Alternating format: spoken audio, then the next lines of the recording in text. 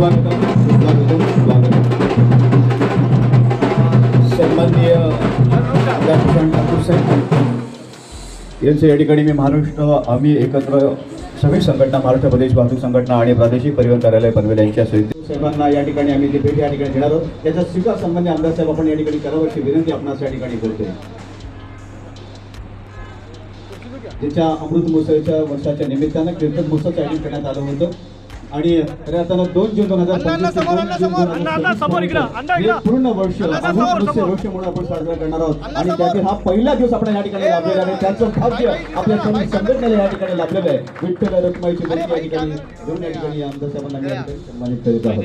लोकनेते माजी खासदार सन्माननीय श्री रामशेठ ठाकूर यांच्या वाढदिवसानिमित्त महाराष्ट्र आम्ही एकत्र श्रमिक संघटना तसेच महाराष्ट्र प्रदेश वाहतूक संघटना आणि प्रादेशिक परिवहन कार्यालय पनवेल यांच्या संयुक्त विद्यमाने श्री प्रभुदास अण्णा भोईर यांच्या मार्गदर्शनाखाली आज तब्बल 1000 हेल्मेट वाटप करण्यात आले। तसेच हा कार्यक्रम पुढच्या 3 दिवस चालूच राहणार आहे।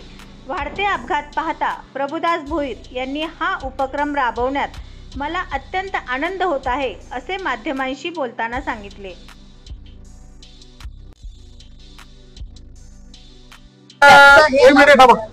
लोकनेते रामशेठ ठाकूर यांचा अमृत महोत्सव साजरा करत आहे। अनेक उपक्रम साजरे केले जातात। तुम्ही देखील आज वाहनसाठी आहे त्याच्यासाठी हेल्मेट वाटप करत आहेत। काय सांगाल, काय संकल्पना कुठून सुचली आणि काय सांगाल त्यामध्ये? काही अमृत उत्सव जो चालू केलेला आहे तो म्हणजे बघायला गेलं तर पूर्ण वर्षभरात कार्यक्रम करायचे। वर्षभरात कार्यक्रम करा आणि पहिली संधी मला भेटली तर मी खरंच माझे साहेबांचे म्हणजे मी आभारच मानेन, कारण की पहिली संधी मला दिली। कारण मी पण नवनवकर कार्यकर्ता आहे आणि त्या माणसाला जर एवढं लवकर जवळ घेणं आणि कार्यक्रम करायची संधी देणं ही खरंच हा बीजेपी पक्षामध्ये रामशेठ देऊ शकतो आणि प्रशांत दादाची संधी देऊ शकतो हे मी पूर्ण अनुभवलेलं आहे।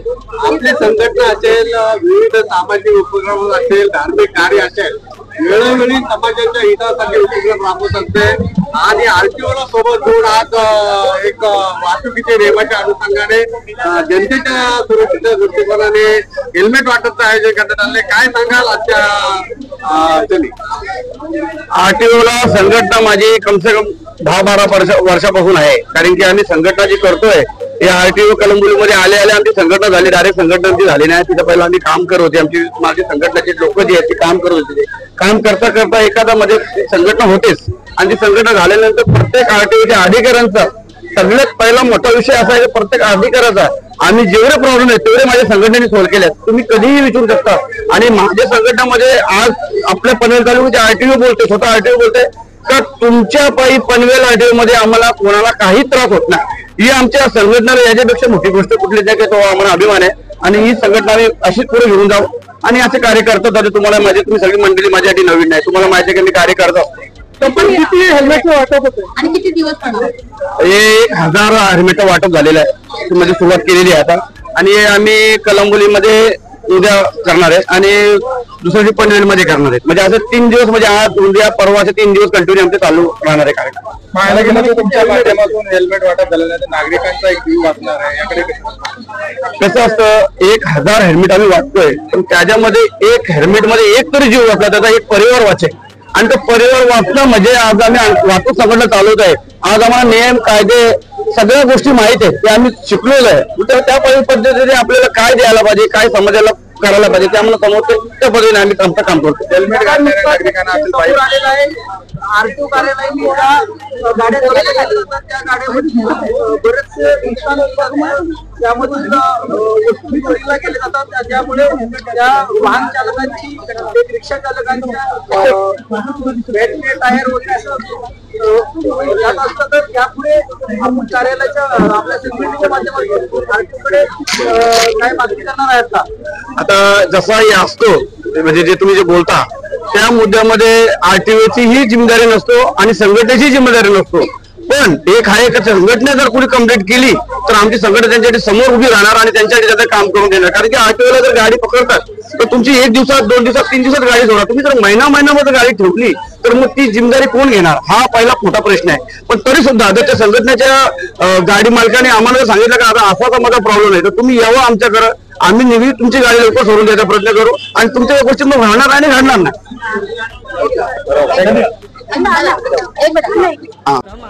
हे दिव्यांग व्यक्ती अविनाजी देवडे यांना आमच्या सर्वांच्या शुभ हस्ते हेल्मेट वाटप आपण या ठिकाणी करीत आहोत.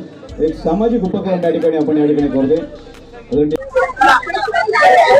हा कार्यक्रम होतोय ते आपले प्रभू अण्णा भोईर या ठिकाणी उपस्थित असणारे आपले डेप्युटी RTO या ठिकाणी जयंत चव्हाण साहेब, इथे उपस्थित असणारे असिस्टंट RTO या ठिकाणी उपस्थित असणारे निलेश धोटे साहेब, इथे उपस्थित असणारे भारतीय जनता पार्टीचे या रायगड जिल्ह्याचे सरचिटणीस नितीनभाई पाटील, इथे उपस्थित असणारे या विभागाचे भारतीय जनता पार्टीचे अध्यक्ष दिनेश खानावकर, इथे उपस्थित असणारे ब्रिजेश पटेलजी, इथे उपस्थित असणारे नरेश ठाकूरजी, इथे उपस्थित असणारे गुरुनाथ गायकरजी, इथे उपस्थित असणारे विजय भोईरजी, इथे उपस्थित असणाऱ्या सरस्वती काथाराजी, उपस्थित असणारे या सर्व संघटनांचे अतुल घरत,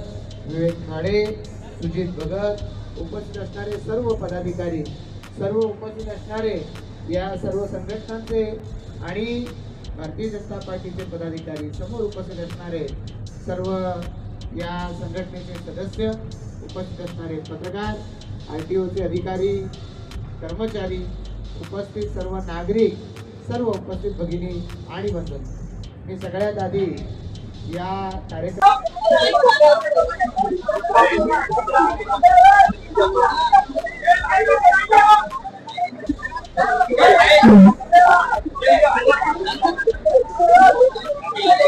तर्फे खूप कौतुक करतो.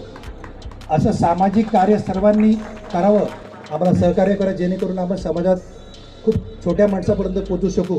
त्याकरता आपल्या सगळ्यांचं जर सहकार्य मिळालं तर त्याबद्दल कायम डिपार्टमेंट किंवा प्रादेशिक परिवहन पनवेल आपला साहेब आभारी राहील.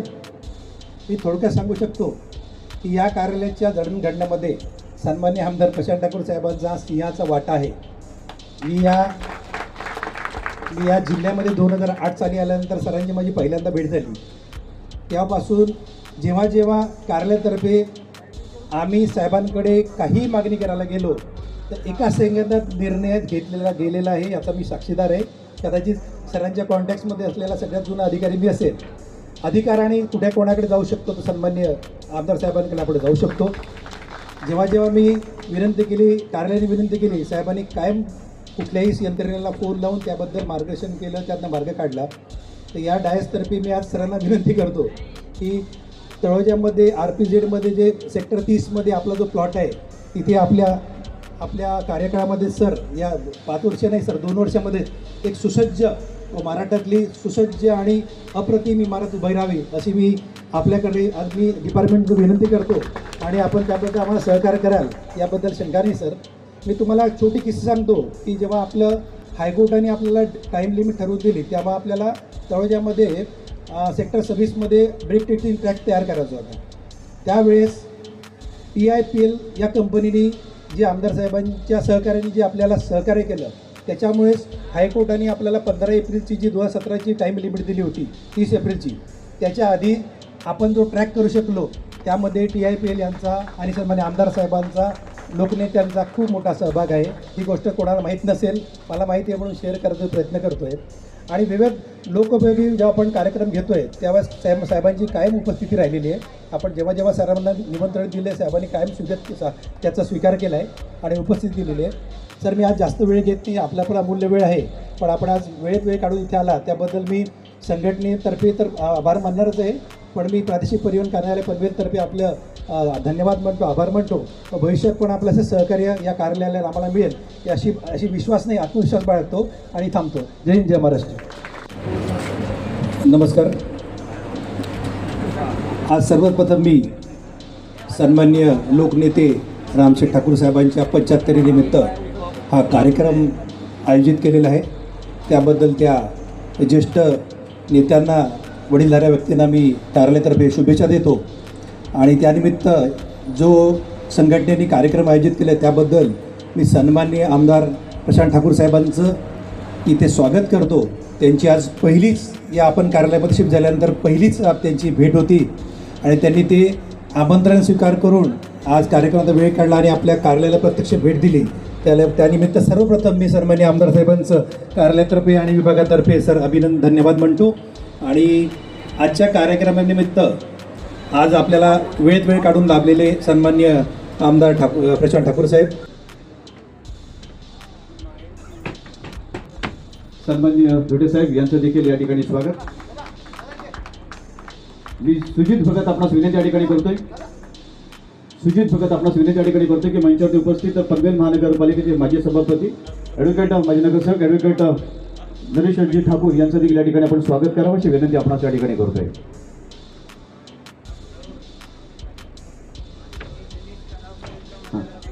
हां मी सचिन किस्मात्र आपणास विनंती या ठिकाणी करतोय की तळोजा मंडळाचे सन्माननीय अध्यक्ष सन्माननीय दिनेशजी खानोकर या ठिकाणी उपस्थित आहेत. त्यांचं या ठिकाणी आपण स्वागत करावं अशी मी सचिन किस्मात्र आपणास विनंती या ठिकाणी करतोय.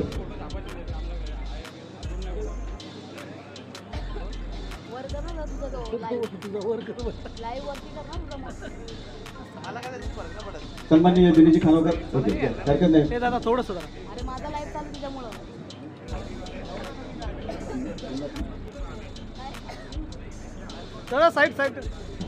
साईडला दादा 2 मिनिटं.